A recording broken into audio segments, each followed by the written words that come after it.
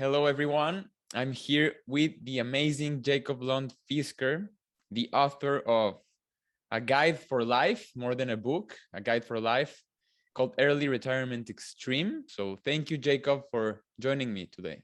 I was thinking on our own unique journeys, each one's out of the Plato's cave. And one of the quotes that hit me the most from your book is very simple. And is independence is not something one has, but rather is something one is. So how did you begin your trajectory towards becoming independent? I think for me at the time, this was more than 20 years ago. So the internet was still relatively new. I was a grad student in theoretical physics in Switzerland. And these things were kind of hard to find. You still had to walk into a library and so on and so forth, and know what you were looking for. And of course, nobody had told me what to look for. But I came across a few websites and then decided, I think it was in October 2000 thereabouts, to start a personal experiment to see if it was actually possible to live in a sustainable way. That was also interesting.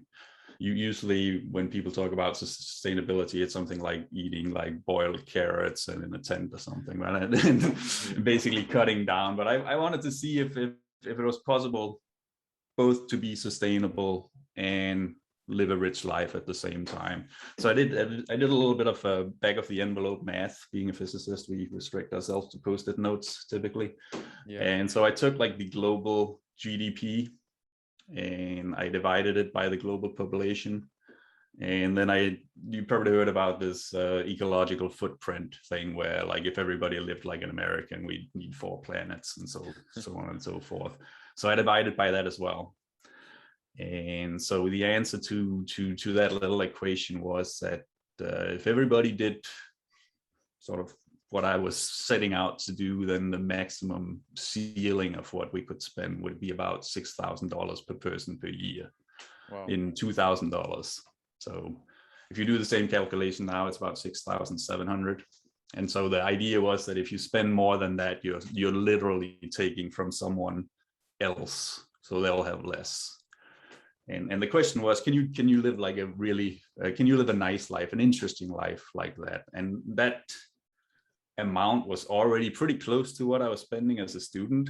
So I knew it was like, theoretically and practically possible, but didn't really want to live as a student for my whole life. So I wanted to see what else I could do. Could I learn like more skills and spend money more efficiently?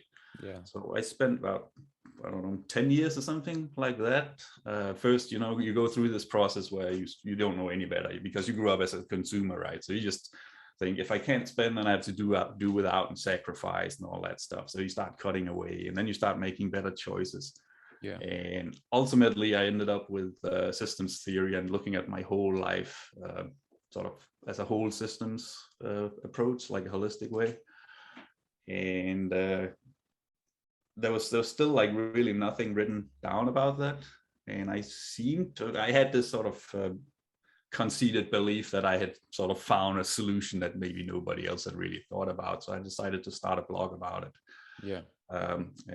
And one of the side effects, I was simultaneously sort of active in the energy resource limit community, but outside the choir, so to speak, we could all talk with each other and agree on solving the problems, but it was very hard to find traction elsewhere. But one of the side effects of my little experiment was that all the money I didn't spend, as myself, due to my self-imposed limit, led me to become financially independent when I was 30.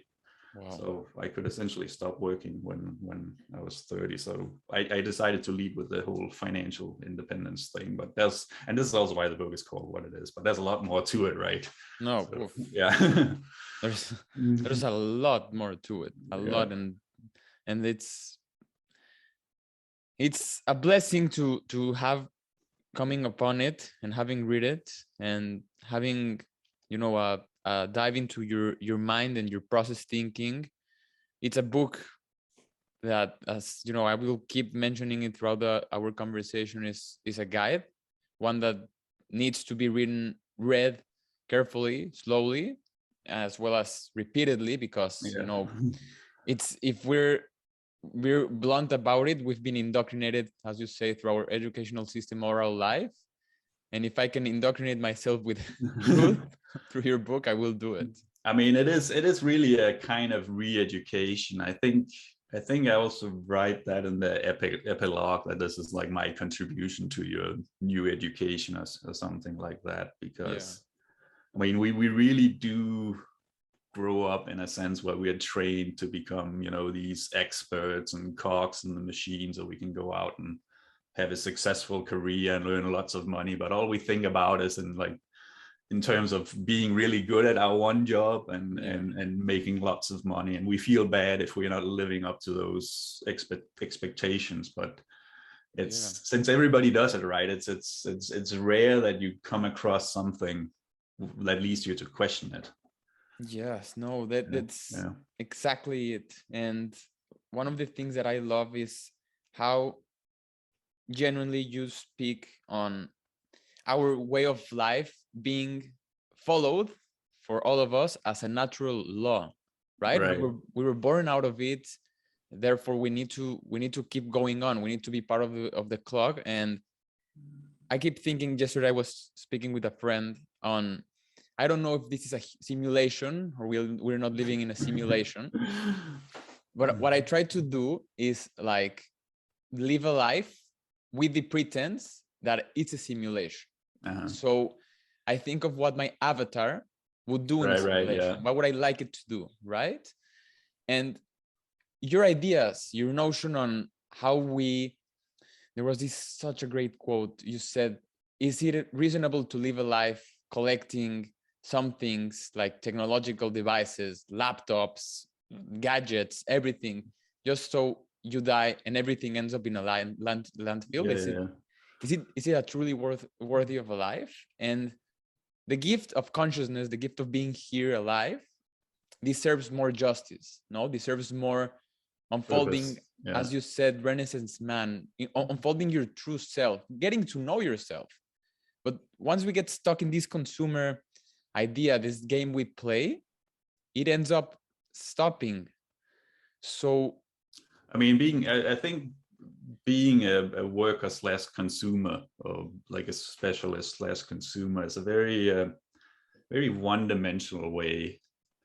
It sounds a little arrogant to sort of say that, well, I have my worldview is so much bigger, but I mean, and it's hard to see when you've been in this sort of where all your solutions can be found by going to Walmart or picking up the phone and complaining, and going to the bank and getting some more money, or getting a new job and you work on that little app you're developing or whatever, you know, coding, and I mean, there's so much more, I would say, to being human. I mean, we're capable of so much more than that, and what we have, I mean, what we're sort of dialed into by our educational system is this I would say almost like an industrial operating system that needs all these little parts, so you can be trained as you know, a vocation, and you begin to identify strongly with that vocation,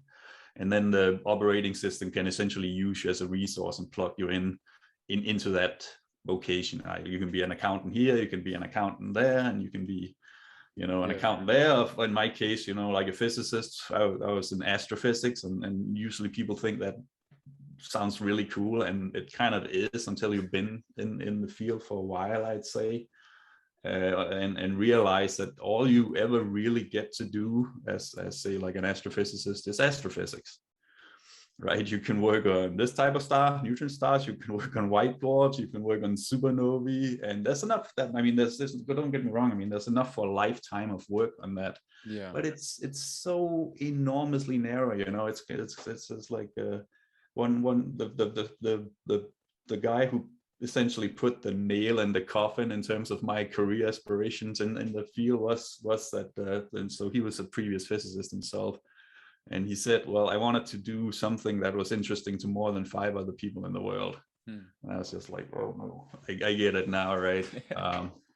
So this is also why I retired from the physics career. I mean, I actually kept working for 3 more years after I was financially independent, but my world kept getting sort of bigger and bigger in terms of potential. And you know, since I didn't need the money, the choice was there because of the financial independence. Right. I would say foundation. Yeah.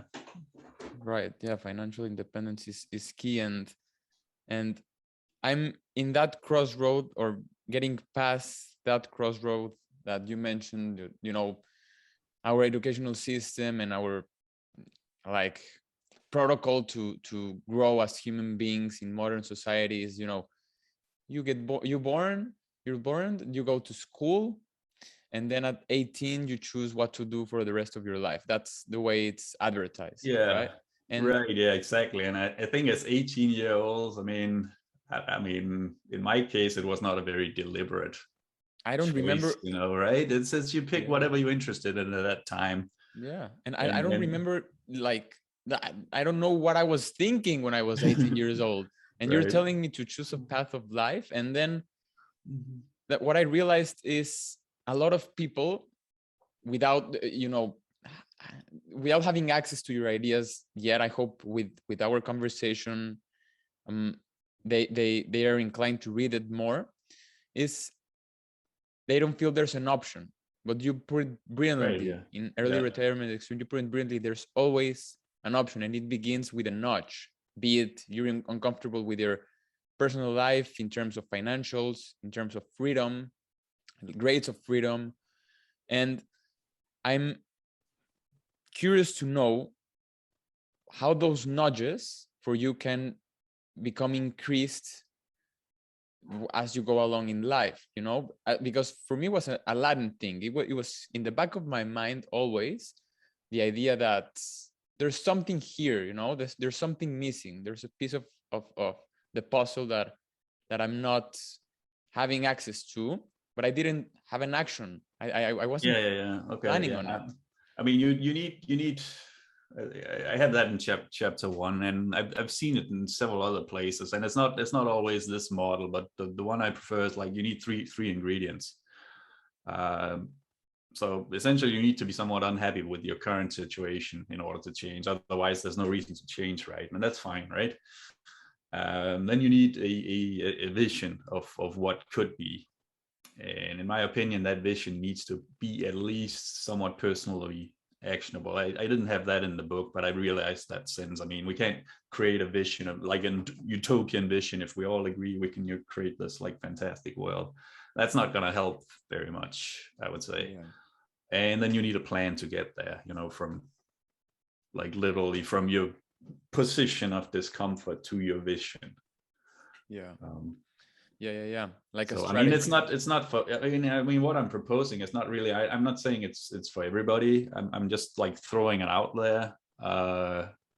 And I spent a lot of time on that, you know, thousands of hours writing blog posts in the book, just to kind of pay it forward. I mean, I always thought of I'm writing for people who, for people, for the younger version of myself, giving them material that I wish I had myself, so they don't have to go through the same process, right? And it's crazy that this option is not presented. But on the other hand, it also makes a lot of sense, because I think it's a lot easier to just, you know, follow this, I would almost say like religion, you know, where there's like only one answer. You know, you got to go to school, you got to go through these rituals so you can become like really good at following instructions and handing things in on time, you know. And the better you are at that, the higher the grades you get and the more self-worth you get. And this is kind of what we go into, right?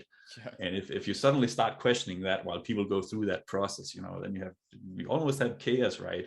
So I'm not really sure what like a super general education was. So it's one of those like, what's the saying? Something like when the student is ready, the teacher appears. So and fortunately, this is getting more widespread, so people at least hear about it. So that helps a lot, I'd say. No, So in that sense, the plans are now out there.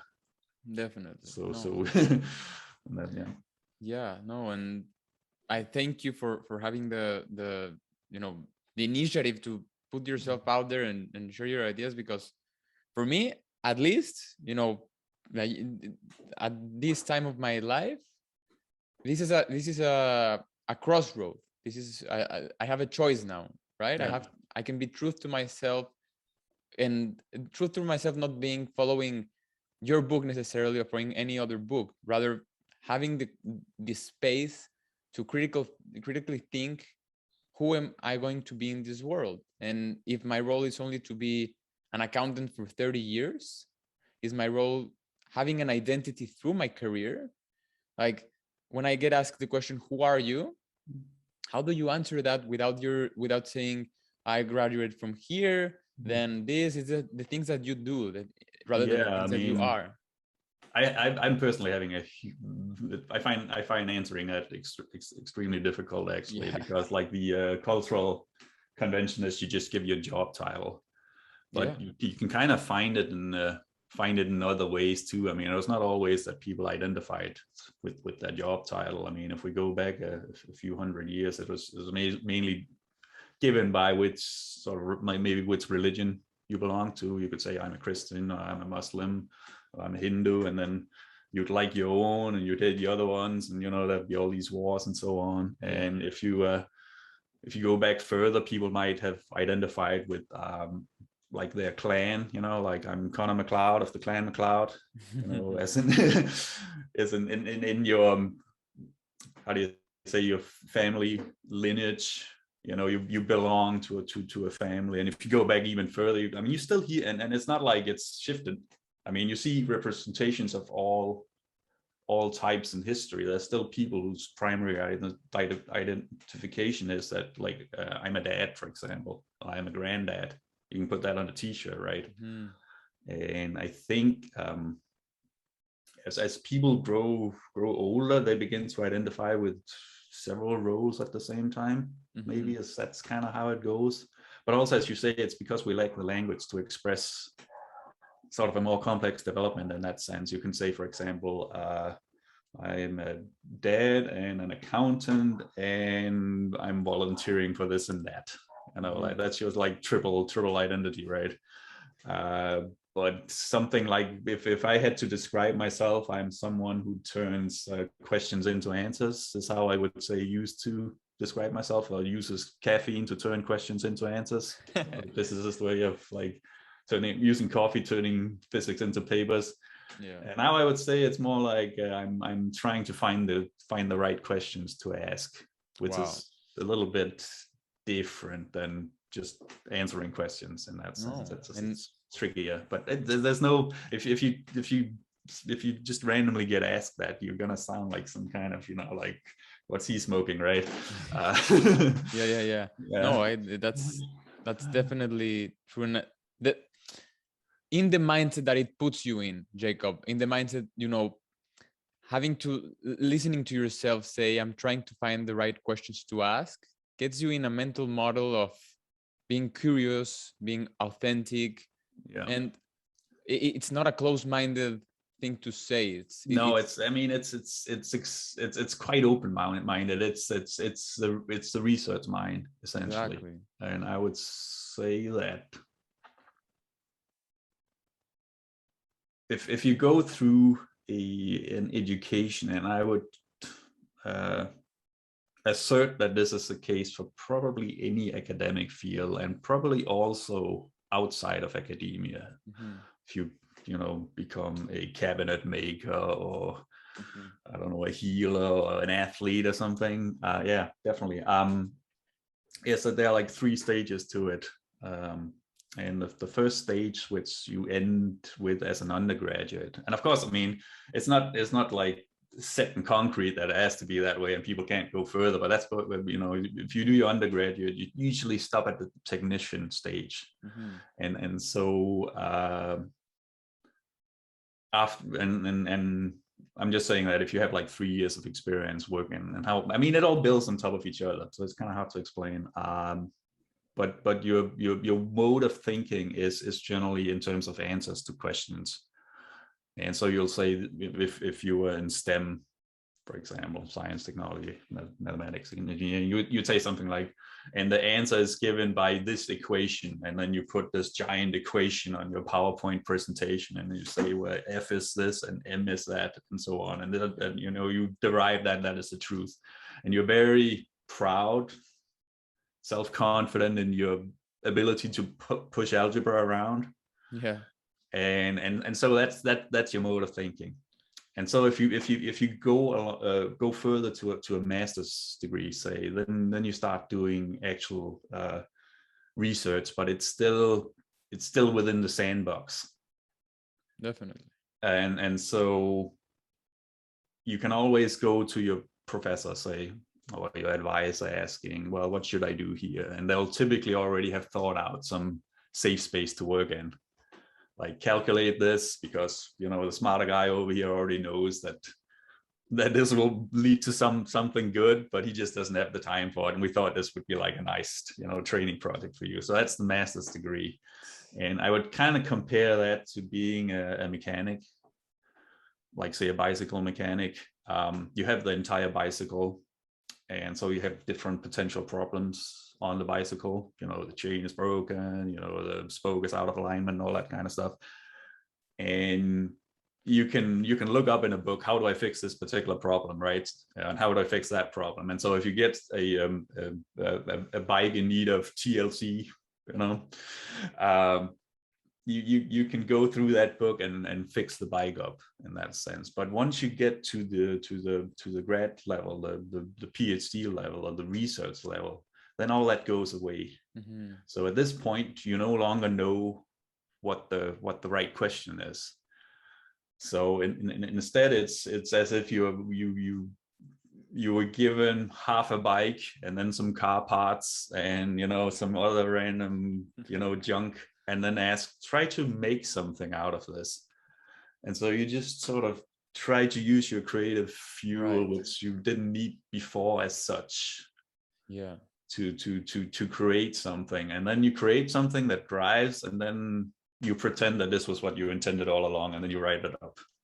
So this is kind of how research goes, and how sort of like the inquisitive mind goes. I mean, we have this like the scientific method, right? It's all about like hypothesis, experiment, verification.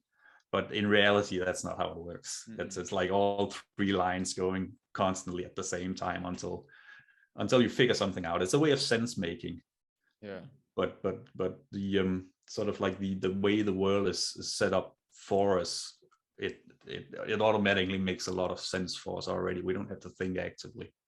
Yeah, and there's this saying, I don't know where did I read it exactly, but this idea of how would you define what water is, what's the natural state of water? And you couldn't, because sometimes it's ice, sometimes it's steam, and sometimes it's liquid. Right. And extrapolating that to our humanity, to who we are, is an amazing way of thinking about who you are. Sometimes there's the less you need to rely on the identity of who you are in terms of these boxes that we put ourselves into, the more resilient, the more open, as you just mentioned, and or flexible, I guess. Flexible. Yeah. And one of the ideas that you were mentioning, just like assembling one's own bike, right? Yeah. You talked on Early Retirement Extreme how we think of the primitive society as being more stupid, more like dumber, right?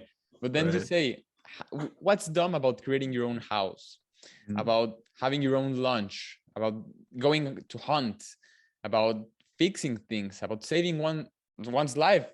For me personally, I go to a grocery store and I just buy a packaged bag of meat, and that's that. I ride my car every day and I don't know how it works.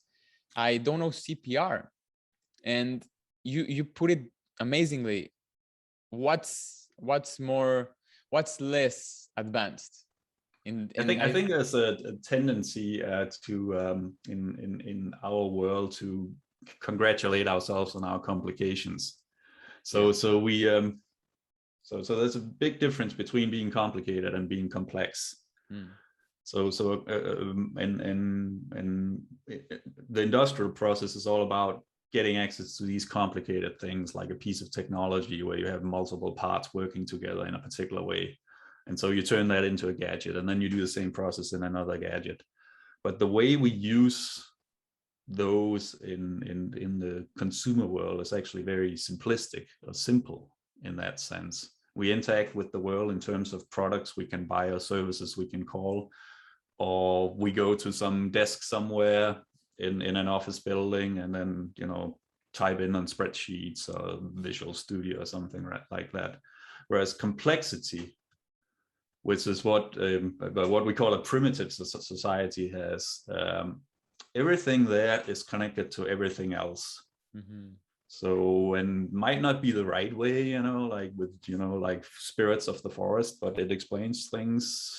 There's a complete and very rich universe that we as moderns or modernity does not see, because everything for us has turned into this kind of reductionistic parts and components that we just sort of put together. So it's that complexity which I'm trying to bring forward again. And I think humans are uniquely, well, maybe not even uniquely, I think maybe many animals do this better than modern humans.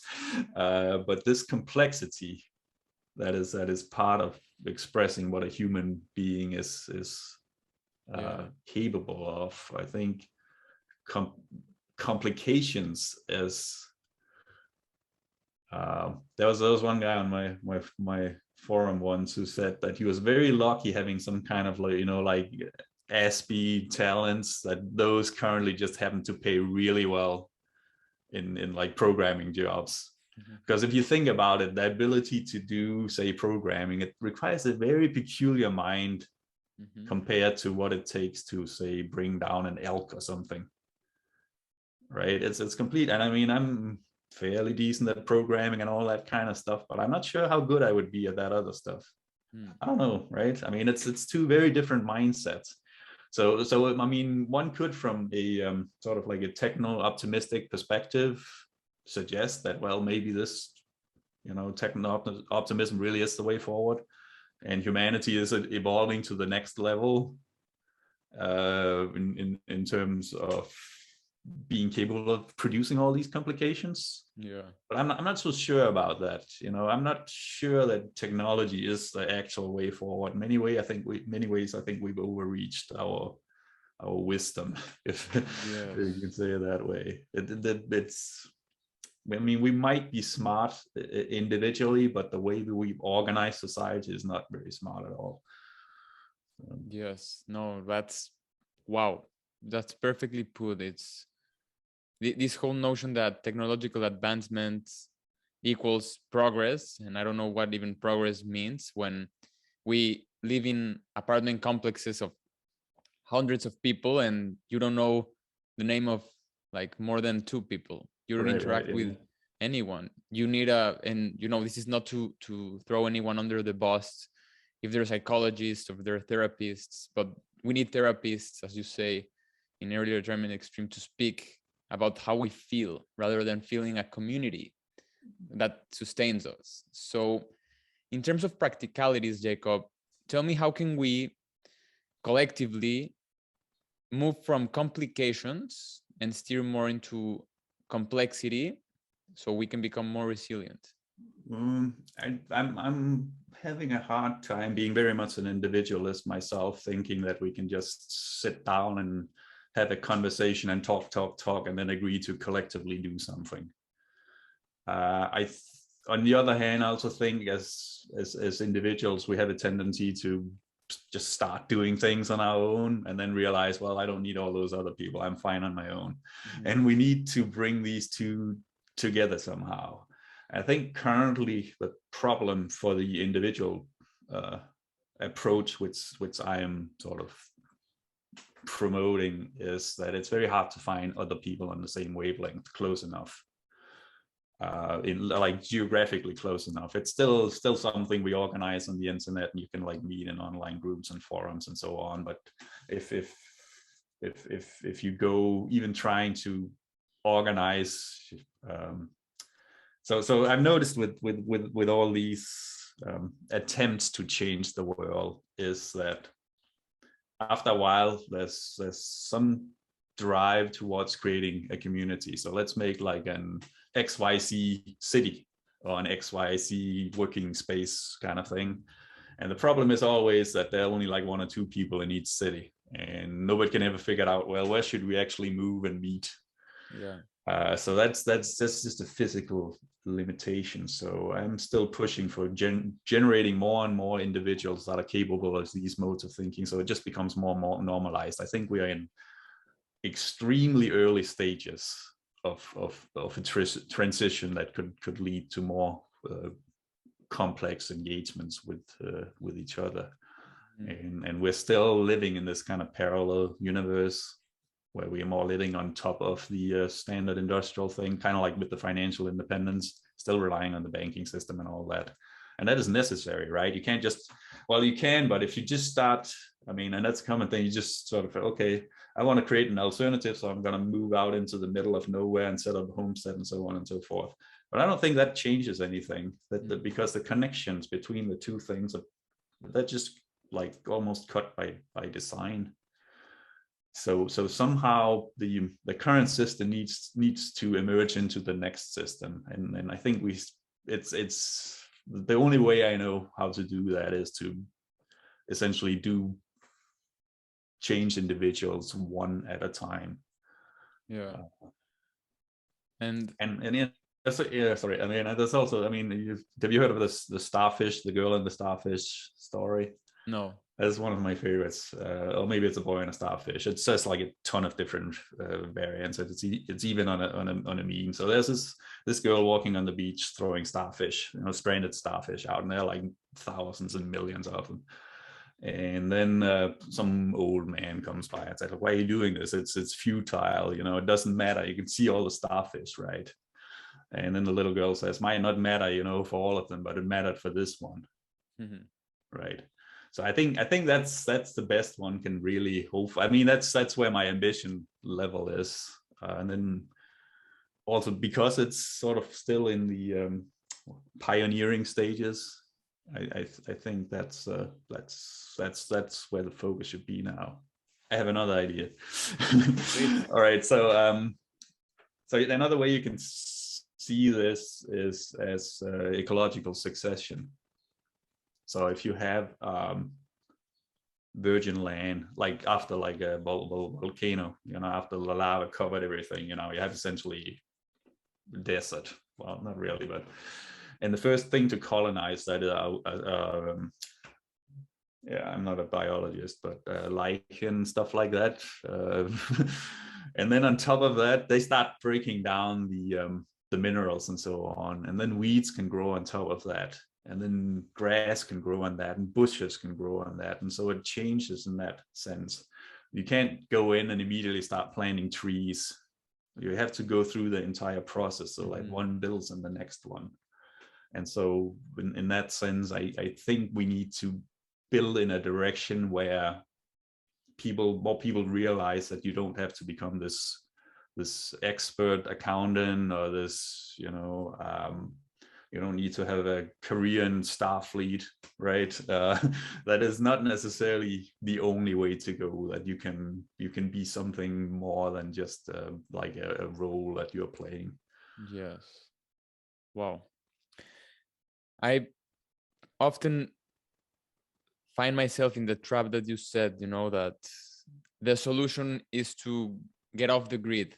Like get off the grid, don't just isolate yourself. And I thought about it, but clearly you pointed out brilliantly is more about being an agent of action, is trying to become the change yourself, as you write in Early Retirement Extreme. Are you familiar with the concept of impedance like in electronics? I like know. two coils that resonate together. I think that's what I'm going for. So like if you're too far apart, you know, you can do whatever you want over here, nothing happens to you. So they need to be at the right frequency. I can't help but become concerned that you said this is just the beginning. We're on the first layer, right? Because it makes me afraid, because, you know, maybe this is a narrative, maybe this is not true.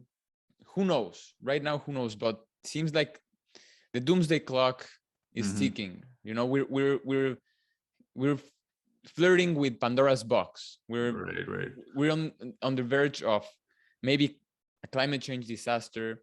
We're on the verge of tensions between nations. And for me to think that maybe it's inside the process of our transition to a better collective through individuality, as you say, maybe it's part of it, but I don't want it to be. I feel like we have enough leverage through our ideas, such as yours, that we can just step backwards and think, is this the right course of action?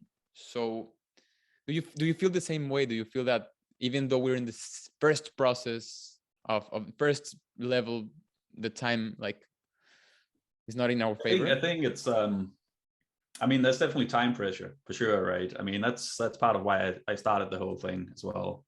As I said earlier, I was also involved in energy resource limits, and for the past 10 years, also climate change. So these are the two big ones. It's like the rock and the hard place, and they're converging on us. And the sort of like the techno optimist thing is that the hope, if we speed up the ship, we can like sail between them, right? I mean, think of it as Titanic and two icebergs that are slowly moving together, right? And we are going here. It's like, oh no, full speed ahead, and we might just squeeze through in time. I mean, I think that's the techno approach.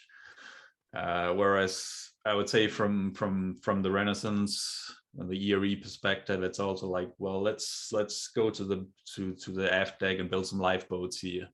And we realize we might not be able to like save, you know, all 8 billion of humanity, but at least we can get enough ideas out there that we can somehow squeeze through. I mean, we're not it's gonna be, and this goes back to the sort of like the individual survivor thing versus the community, where the individual survivor does not tend to last that long in nature. I mean, as far as I remember, when they did all these like American pioneers back in the 15th and 16th century, where you go into the backwoods with your musket, the average life expectancy for someone who did that was about 1 year.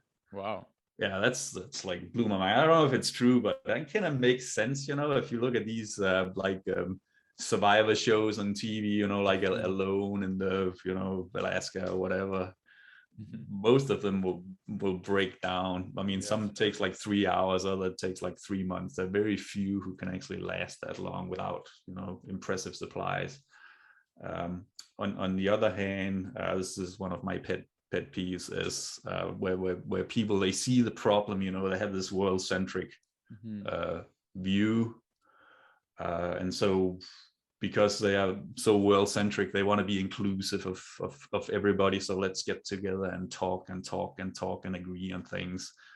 And the typical result of that is that they maybe agree, but nothing happens. And you see this on like a huge scale with the climate, the Paris Climate Agreement, right? It took 40 years. I mean, scientifically, not very much has changed in the past 40 years. You can look at old papers from the Charney Report from 1979, right? That's like 40 years ago, right? 42 years ago. And if you read that, like something like climate sensitivity was like 3 degrees back then. It's also 3 degrees now. All that has happened is like we've thrown vast amounts of computational resources on it and sort of reduced the uncertainties. I mean, we're more certain about the ranges now. We can say, well, this is definitely going to happen. Whereas before it was like, well, there's a range and we can do this or we can do that, but it's really like narrowing down. Individually, we can't do much more than save ourselves, and collectively we seem to be stuck in this like broken discussion club. And so we need somehow for these two to come together. which in some sense, I think it means that we need, since we already have a lot of, I mean, the sort of like this discussion club is an established system, you know, if you're really into that, then you become like a community leader, an activist, or a politician. But in terms of individuals trying to pull these things together, you know, but also at a practical level, not just at a political level, Yeah. they're not enough of us doing that yet. No, And so you always need to. That's another, like, if you've done any sailing, there's a standard like rule. It's like one hand for the ship and one hand for yourself. And then that was meant when people, you know, climbed up into the masts. You were not expected to use both hands for the sail, because you might fall off and kill yourself. That was just too much to ask. So you're always allowed to have, you know, like one hand holding on to the ship, that's for yourself, and then the other one doing the work.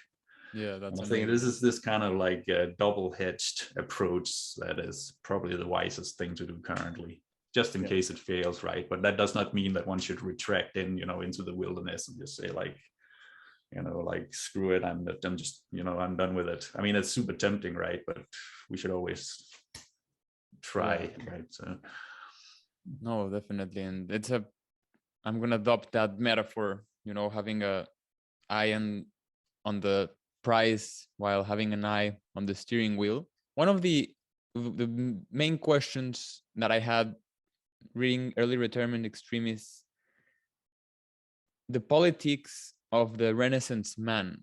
How do you how do they look for you? What are the how does a politician of the next generation get well, created? I think currently, to be honest, that's more of a protesting with your feet kind of thing. We simply we see the what's on offer from, you know, the consumerist society, and we simply walk away from it. So there's, as I said, still not any organization at this level. I think also if you get into it, the more you get into politics, the more you realize that it just seems to be some kind of game to distract the middle class. I mean, that's my opinion. I worked at Wall Street for that's, by the way, just a figure of speech. It meant, you know, like doing security work. Trading in security is not security work. The attitude there was very much one of just reacting to what the situation was.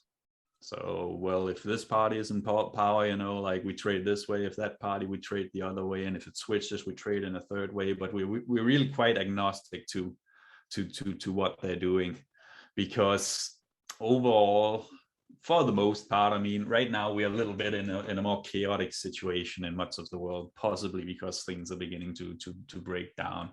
Oof. But you can see that people are still disagreeing about things that do not really matter, if that makes sense. Wow. Right? That makes a lot of sense.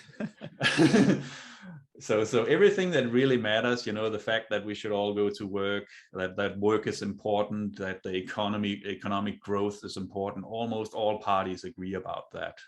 When they don't disagree is whether, you know, we should like get vaccinated and save, you know, like 0.2% of the population. But for the economy, that does not matter that much, right? So one can fight politically about that. The other one is like pronouns and stuff like that. We can fight all day, but the economy is not going to like do much for that. You know, it's not going to solve climate change. It's not, you know, I mean, so in that sense, if you look at the US and go back 20 years, essentially pre-Trump, people would think of it as the Demopublicans, you know, that voting doesn't matter because you get the same thing. And so depending on how wide you're willing to sort of like set your tolerance for political disagreement, you can say it doesn't matter, right? Because the overall course of the ship is not gonna, doesn't seem to be changed by politics. Yeah. So I don't know. I mean, I think politically speaking, in terms of that, people will also, aside from like voting according to tribal like affiliation, you know, are you wearing a red shirt or a blue shirt? That seems to matter to a lot of people, right? More than half, I would say more than half are voting just based on which particular, you know, like t-shirt they're wearing. You know, I'm voting this way because I've always voted this way, and because my parents or my spouse is voting that way. Yeah. The other way is where people start voting according to their own situation. There's this kind of funny quote from Futurama where they start some kind of company and IPOs, and then they suddenly all become millionaires. And I think it's Leela says something, I suddenly have an opinion on the capital gains tax. Right. Because now that's important, you know, and that's where you vote according to your position. But right now, most people are in the position, in that sense, where they have to support the growth economy through going to work, through buying stuff from stores, because they have no idea how to really provide for themselves otherwise. And so if you can call it political action, it is in a sense political action to say that you should not spend all your money, you should actually save money. It changes where you are in the demographic landscape, for example. I mean, if you look at like a total political landscape, I mean, it's not just red versus blue like in the US. It's a lot easier, say, from a European parliamentary approach, where they typically have multiple parties. Yeah. Because they don't have first past the post systems. So it's really like proportional representation.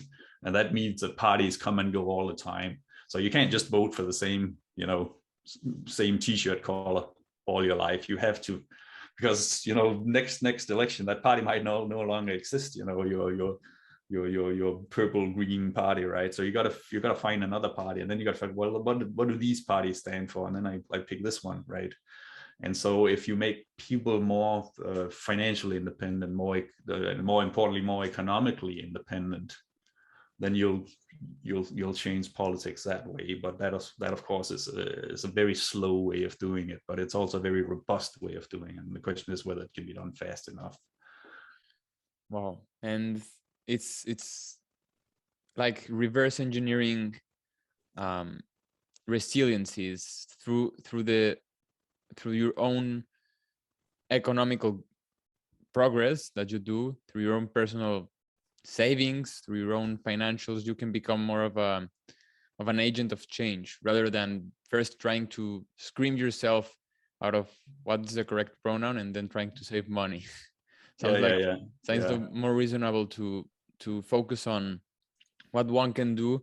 There seems to be like a big disagreement about how much agency, you know, the personal volition, how possible that is, right, in terms of change. It's whether, you know, should change be top down or bottom up, right? Right. So if you believe that we as consumers cannot do anything because corporations advertising to us controls all our behavior, right? Then naturally you have to somehow regulate corporations politically, because that's really the only way you can get out. Because say if you have this strong belief that, well, I saw, you know, like 500 iPhone ads, so I must buy an iPhone right now. On the other hand, so that's one extreme, right? The other extreme is that I'm complete control of my decisions. I make deliberate decisions. I'm just gonna decide not to buy anything unless, you know, I have like a real, you know, my own framework to choose why I should buy that. And then you could do it sort of at an individual level instantly. And then there's huge disagreement, you know, where people fall on those two.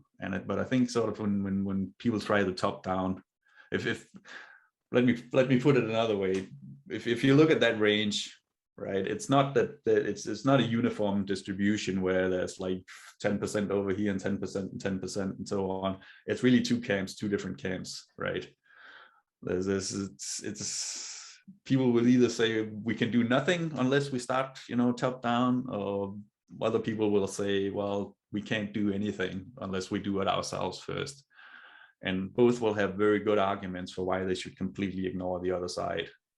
And I think that's a problem, that we've sort of split into these two camps of like individual agents on one side and then community-oriented discussion clubs on the other side. And I honestly really do not see a trick way, sort of like a clever way of bringing people together in that sense. Can only think of like growing people, growing new people capable of somehow doing that.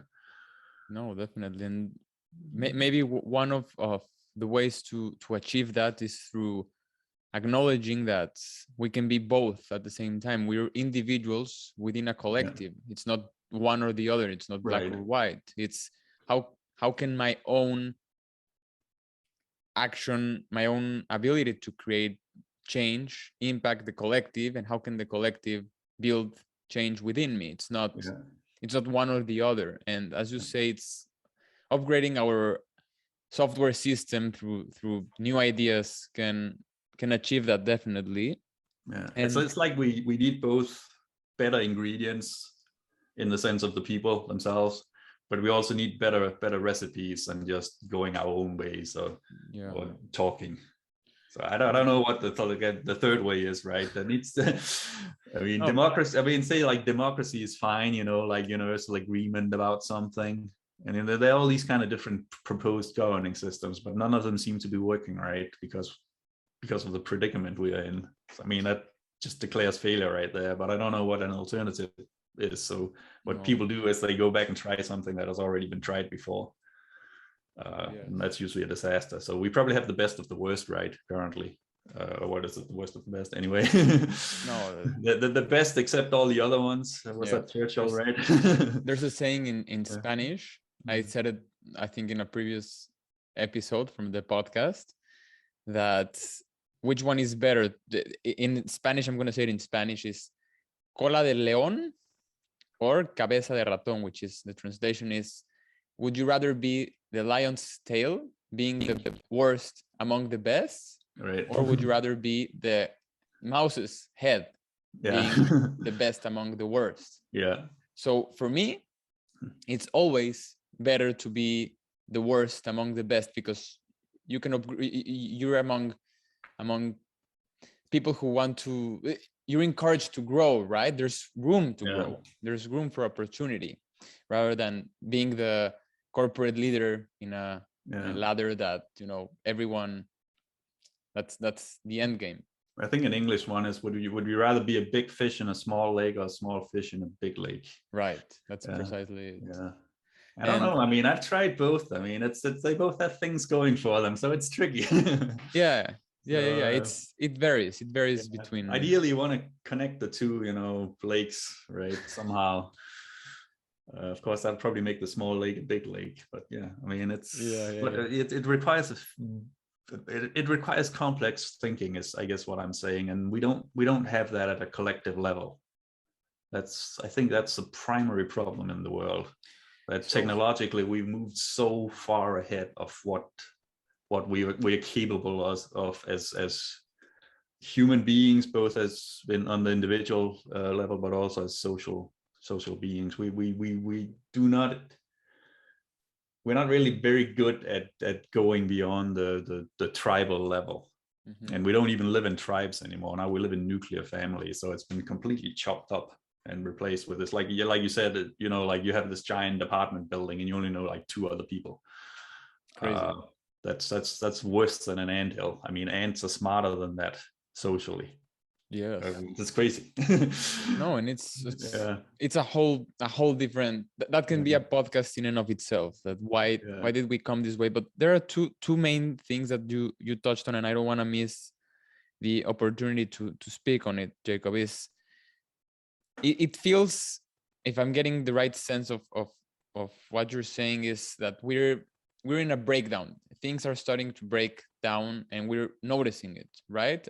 And at the same time, we see record highs from the unstoppable economic growth on the stock market. And there's this ambivalence on, things in the cusp of ending? Are we in the and nearing the apocalypse, or Right. are we spoiled by our money, our riches, and nothing is happening? Yeah, So yeah. Yeah. what do you think? I think, yeah, I mean, that's really hard to answer. I think that the answer to that depends a lot on where you sit, so to speak, and that's why people keep disagreeing on it, because it's we all have our own experience, right? We don't have everybody's experience. So if I've done really well for myself, say, and I'm in a field that's growing, let's say it's software engineering or AI or any other growth field, I probably think that the world is fantastic, right? On the other hand, let's say that I live in an area that has been stagnating for decades. I've just lost my manufacturing job. Or maybe I live, like in industrial China, it's, completely polluted. You have to run around with a respirator to breathe, like AQI of 500 plus, right? Oh, okay, tangent there.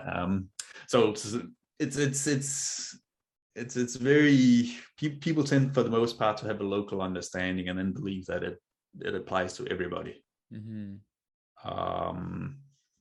So like with the, I've been trying to look up what the median income is in the US, and the best answer I could find was something around $35,000 a year.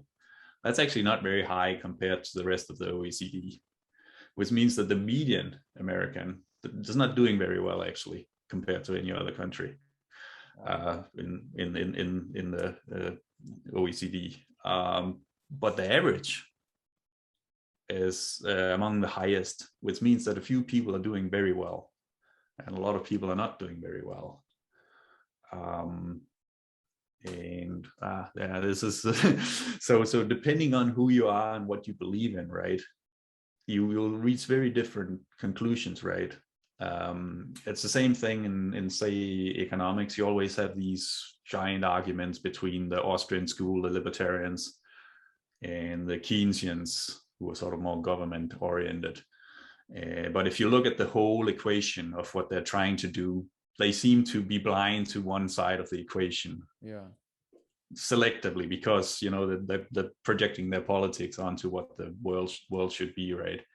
And so again, like if you look at the world system systemically, like our resource base and our pollution base, if you look at the world as a four-parter, right? So you have resources, you have producers, you have consumers, and then you have pollution. So things tend to go from here to here, and then go around again. If you only look at these two, right? So that's producers and consumers. Then you're measuring something like technological innovation and GDP, standard of living, and you see all these indicators go up, and those that are associated with it, like political stability, the murder rate is going down almost universally. I mean, the chance of getting murdered these days is extremely low compared to what it was during medieval times, where something like 10% over a lifetime. Now it's like ridiculously low. Thank God. But yeah, that's nice, right? Something like literacy is up, but again, depending on how you measure it, it's maybe not as high as one would like it to be. But if you look at the whole set, if you look at these two instead, like resources and pollution, so the source and the sink, those look terrible, right? If something, if you look, for example, at the combined like land, animal, mammalian, like big land animal biomass on the entire planet, then about 30% of that is human, human meat, if you will. So you rank in terms of like how much mass this various species take up. So 30% of all mammals on planet Earth are now humans. Wow. 60% are, guess what? Cows? Yeah, cows, pigs, all the things human eat. Yeah. Chicken, beef, cows, yeah. And the remaining 10% is what's left of wildlife. So tigers, elephants, birds, etc. Hmm. So if you were like, if you're like an ecologist or a wildlife biologist, you know, you're probably crying yourself to sleep every night. You know, that's where we get these, you know, like all life is now dying out and being replaced by humans and essentially giant, you know, feed whatever they call it, Feed stuff. contain feed operation thingies. So from that perspective, it would be a disaster, right? But if you don't see it, right, I'm this is very hard to say exactly where we are, because we still have the problem space is still defined by specialists. So it's just like that story about the blind man and the elephant, right? Yeah, where each touch a part of the element, and then one touches the trunk and says, well, this is like an oak tree, and the other touches the tail and it's like a giant rope. Yeah.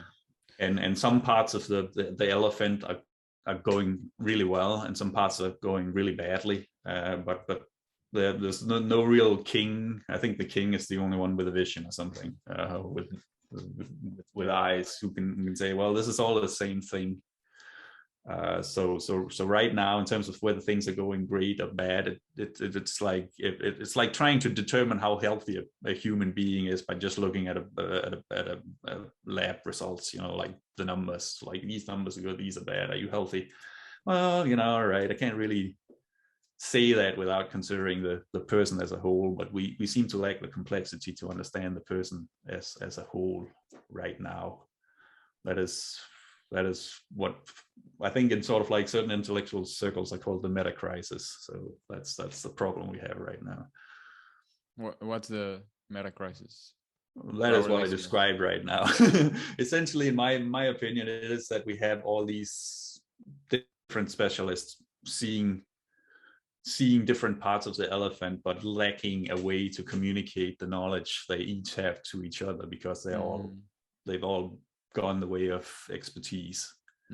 So if I, as a previous astrophysicist, would have to try to explain what my work was, say to my mother, who's not an astrophysicist, I could say, well, it's something about stars, you know, but trying to explain what a neutron is to people outside, you know, science, you can't really do that very well anyway.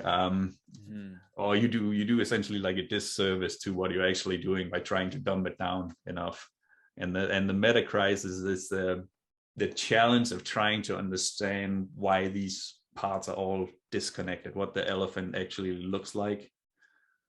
If you're just blind man, you know, like how would you know, right? If nobody told you it was an elephant, right? So that's we probably have all these problems because the elephant is sick in that sense. So how do you treat it? You first have to understand what it is, and so on and so forth. Maybe it's not an elephant and it's a rhinoceros. Yeah, exactly. I mean, that's the thing, right? You might, I mean, if you go down, if you pick the wrong model for your solution, right, that's when disasters happen. Do you think we have picked until today the wrong models? I think we might have taken the current model a little too far. I think in some crazy way, the world was probably better when they were like competing ideas of what was the best idea. I mean, the 20th century essentially had like two big wars trying to solve whether the best way to run the world was capitalism, communism, or fascism, right? So first fascism lost, and then communism lost, and then capitalists pretty much concluded that, well, capitalism is like the only way to do things. Nobody really considered, well, is there a fourth way or a fifth way? Well, that's not entirely true. So like the European system is essentially considered, I think, the third way or something like that. In the sense it's a compromise between like socialism and capitalism. Yeah. But I mean, a compromise is not really, you know, a separate way. And I think the problem is when the world becomes so uniform, you're essentially putting all your eggs in one basket, and then you're just, you know, like flooring the speeder. And so we need, I think, more diversity in terms of thinking and doing and so on. And right now we are promoting the exact opposite, get a job, think this particular way and fit into the structure. And everybody's sort of doing their own job and following procedures, but it's like it's rudderless in some sense. So I think, yeah, that's a bit of a problem. I mean, it's this kind of like there's like an invisible hand presumed always. Yeah. Right. With the market, is there really? Like, there's no invisible hand, it's invisible. I mean, it's just an emergent factor of everybody doing something and they don't really know anything. It's the same problem you see for most consumers, I would say, and that implies all of us. And it's the one thing you realize if you've actually done any creative work, or try to find the right question, as we talked about in the beginning, is that when you presume that they will fix someone, that they is a person somewhere, and if you've been that person, you realize how big a problem that is, right? But we can all push those days away from us and not take responsibility for them, and that's what people are currently doing. That's what we're all doing. It's happening. The breakdown, as you say, is happening, or it can be also a self-fulfilling prophecy, right? We believe it's happening, therefore we're the ones breaking it. We're the ones, and instead of just going, having a breath, stepping backwards, have a timeout. The pandemic showed us a great opportunity in the lockdowns, to just step out and explore one's life, one's moment. And it seems that we're in the US past the self-reflection aspect, and we've become for sure that the lockdowns, not the pandemic, I would say, but the lockdowns forced people to consider that alternative. Do we really need both of us going to work all the time, or can we have one parent stay at home? Do we really need office space? A lot of corporations realize that, well, we don't really need to drag people in. We could say like lots of office real estate space. I think from my perspective, or from like my little movement here, in terms of frugal operations, it's always a battle between high income people saying, well, I can always make more money, so I don't need to learn all these different things. And that option, when the lockdowns happened in the spring of 2020, the ability to spend money was just taken away from them. You can't go out shopping. So what's all your money good for? While those of us who had developed more self-reliance, we were like, wow, this is what I've been preparing for all my life. This is actually interesting. In a kind of weird way, everybody else is suffering, but you have a proof of concept. And people saw that now, and they felt it, and so they asked themselves some like deep questions in a way that you can't just do by like talking about it. Or actually through experience, right? Yes, Jacob. This I know. There's you have to see my notes. You have to see. You have to see mine. the questions that this conversation will rise from my end, at least, are infinite, and I hope we have infinite more opportunities to discuss further, because as you see, my curiosity in terms of your ideas and speaking truth is immense, and I have an immense respect for you and for putting yourself out there, so your ideas can transcend. They actually made an impact on the decisions one can make, right? So which is not words, it's action. So we're not simple creatures, we're complex. We should embrace complexity, and and the ironic thing is that once you internalize how complex we are, we begin to see life simpler, that they're actually, in a way, yeah. You know what I mean? Like there's you change your fundamentals also, there can be clarity. So Jacob, thank you so much for joining me. I appreciate it, and I will definitely, like, this is amazing, and your book is gonna gonna spread out things to me. I'm gonna share it with everyone that I can. You know, my introduction won't be who are you? Like when they ask me, it's gonna be, have you read Early Retirement Extreme? All right. And then I can say I'm the guy who wrote it or something. Right. I don't have to say anything else. Thank you so much, Jacob. We'll stay in touch. Okay. Yeah. Bye bye.